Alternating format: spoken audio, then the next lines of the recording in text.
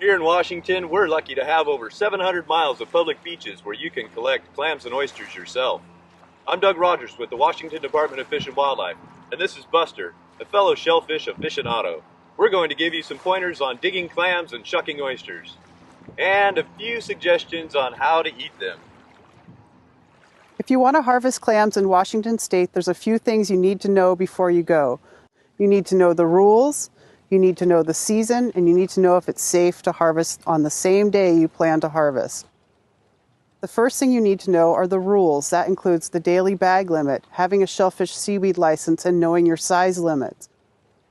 You also need to know the season. All beaches are managed beach-specific seasons, and you can get that information at the Washington Department of Fish and Wildlife webpage or from our Shellfish Seasons hotline. The third thing you need to know is to make sure that the beach is safe the same day you plan to harvest. That information is available from the Washington Department of Health website or their Shellfish hotline. Once you're into the beach-specific page, there's a quick link there to the Washington State Department of Health website that gives you the specific health information for that site on the same day you plan to harvest. Things change quickly with health status, so it's very important that you check the status of the specific beach you're going to the same day you plan to harvest.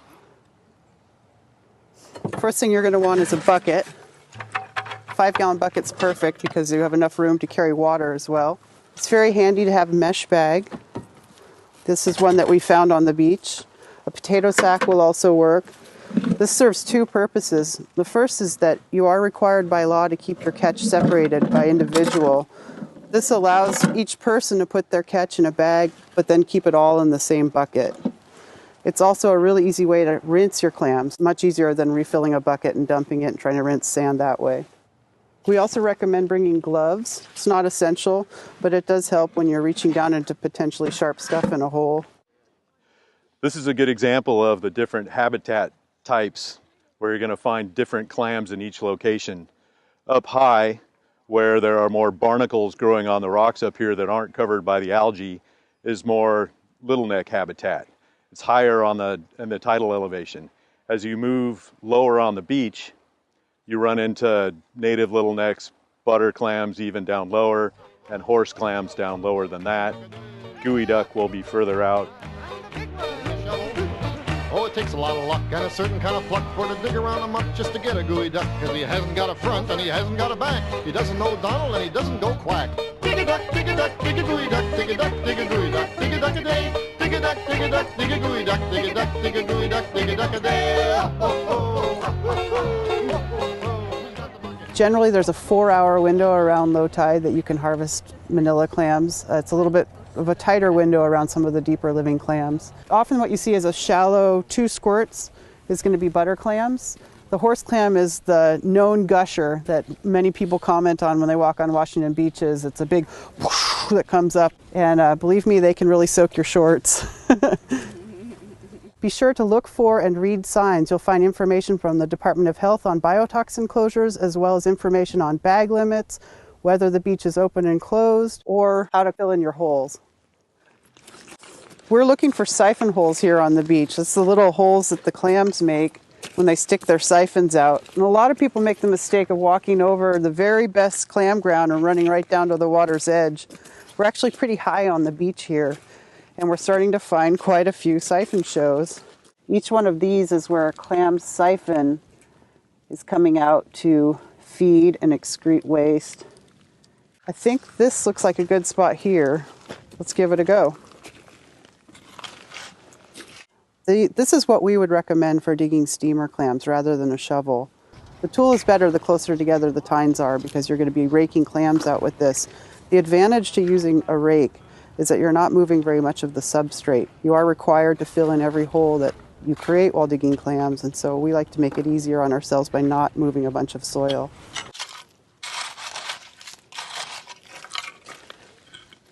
And this is what we're after. On the manila little neck, on the bottom side of the hinge right here, there's a little pocket. On the native little neck in the same location, there's a ridge. The shape is also different, but the pocket is the easiest way to tell the difference between the two. Notice that I'm not moving very much of the substrate with the rake. These clams only live 2 to 4 inches below the surface, so you really don't need to dig a big hole. You just want to scratch away at it.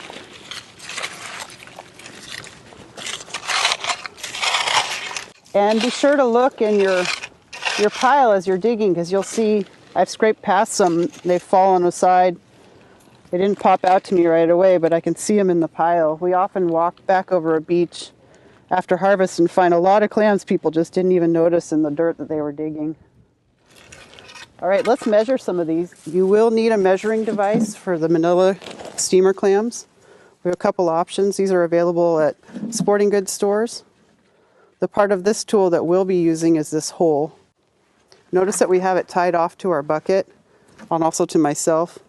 This is really a good tip because they're super easy to lose these out on the beach. So the way to tell that a clam is legal is that it needs to be 1.5 inches across the longest part of the shell. Essentially, if you can find a way that it does not fall through your hole, it's a legal size clam. You don't need to measure it this way. It's any way you can find that it will not fall through. So that's legal. This one falls through, it's sublegal. I'm going to set it aside to replant. Legal. Even people that have been clamming for years should use a gauge because it's easy for your eye to start to trick you, especially if you're digging a lot of small clams. All right, I'm going to replant these little ones. We came here today on a -1 foot tide height. We've come down fairly close to the water to get into the butter clam and horse clam habitat. So there's 2 types of shovel. We would recommend something like this because, again, you're not moving very much of the substrate. You can also use a standard spade. These are the tools that you're going to need for digging for the deeper living species, butter clams and horse clams, and sometimes even native little necks. We are just actually now about a half hour past low tide, so we're still within that tide window of 2 to 4 hours around low tide. You can certainly get butter clams on a much lower tide, but a -1 foot on a beach like this is just perfect. So Doug's using a technique that we recommend where he's digging alongside the show. This allows the clam to fall into the hole rather than digging on it and possibly breaking the shell. Butter clams do not need to be purged, so it's really not that important if you break the shell, but it makes for a prettier clam and easier to process if the shell's intact when you harvest them. You can see he's moving a lot more dirt here and going quite a bit deeper than when we were digging Manila and native little neck clams. The butter clams are 1 foot to 1.5 foot down. Horse clams are about 1.5 foot to 2 feet down. These are kind of medium-sized butter clams that he's getting. They do come quite a bit larger. When you're harvesting butter clams, it's important to have a scale with you on the beach to make sure you don't exceed the 10-pound limit. Clams of this size, you can probably take about 25 clams before you reach the 10-pound limit.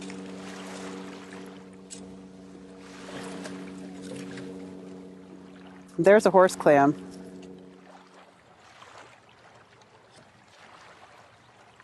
Yeah, there's the pea crab coming out of it. That seems like a pretty productive hole. Yeah, the crab's the housekeeper.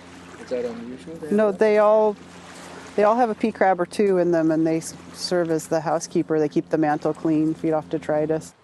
I have a butter clam here and a horse clam. These came out of the same hole.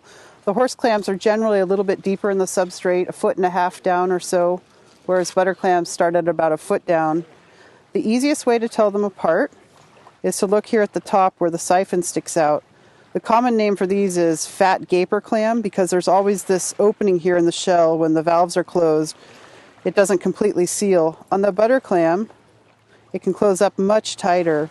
Also, the siphon has this leathery sheath on it. You won't see that on the siphon of a butter clam. And it has plates on the top too, which is an easy diagnostic between the horse clam and the gooey duck. Gooey ducks do not have these leathery plates. When you look at the shell, the butter clam shell is a much heavier, chalkier shell, thick, whereas this is a sharp edge here on the horse clam, and it has this brown shellacking, which may cover more of the shell than this one or even less. This is called the periostracum.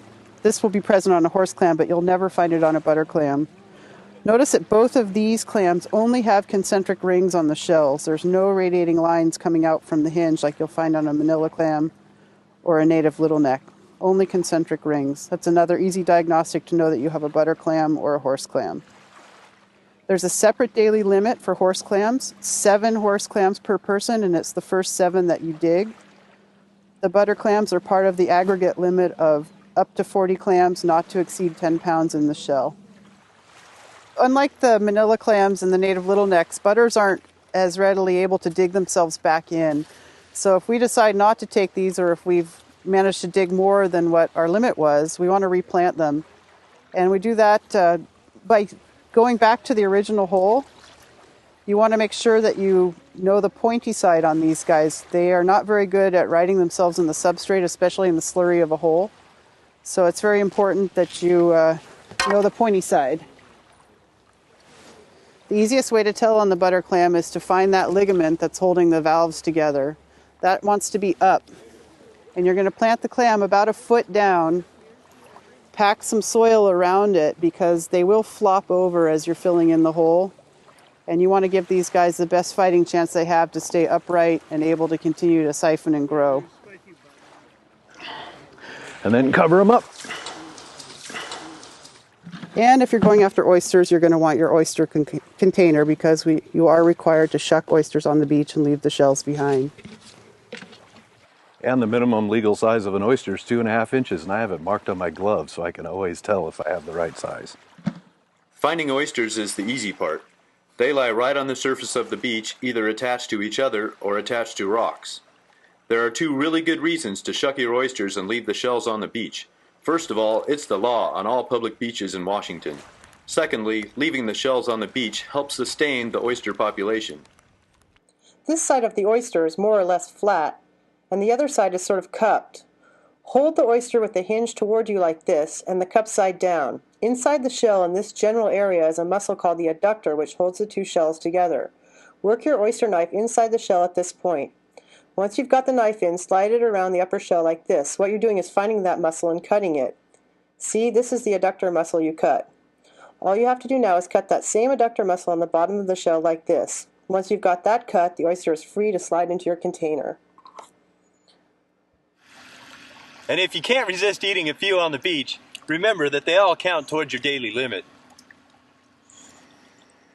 All the oysters are nicely breaded, so now all we need to do is pan fry them. Bring a skillet to medium hot. Once it's heated, add some cooking oil or butter. I like to cook my oysters until they're nice and golden brown on the outside.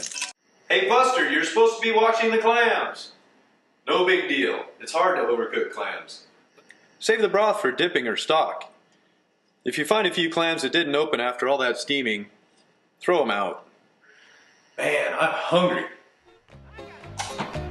You can hear the digger say, as they're heading for the bay, oh, I gotta dig a duck a day, 'cause I get a buck a duck if I dig a duck a day, so I gotta dig a duck a day. Dig a duck, dig a duck, dig